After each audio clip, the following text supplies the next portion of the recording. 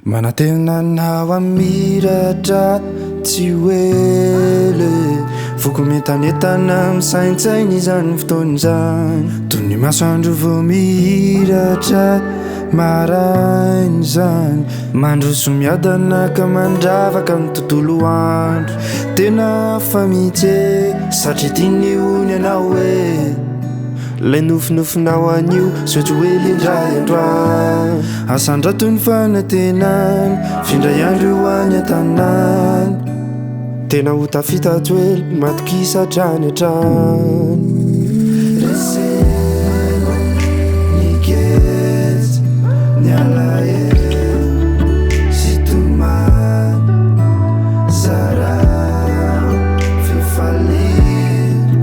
ka mirarosoanao ane ho tafitatrany hatrany reseno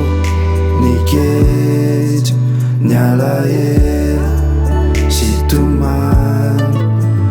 zarao fifaliny ka mirarosoanao ane ho tafitatrany hatrany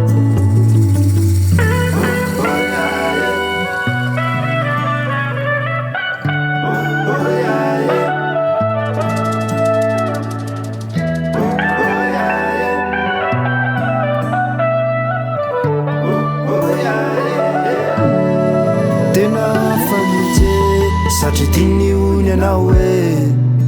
lay nofinofinao anio sotra hoe lindray androany asandra toy ny fanantenany findray andro ho any an-tanany tena ho tafitatsy hoe matokisa hatrany hatrany tena hafa mintsy rehefa iny hono ianao lay nofinofinao anio sotra hoe lindray androany asandra toy ny fanantenany findray andro ho any an-tanany tena ho tafitatsy hoe matokisa hatrany hatrany reseno niketsy ny alahelo sy tomany zarao fifaliny ka mirarosoanao ane ho tafitatrany hatrany reseno niketsy ny alahelo sy tomany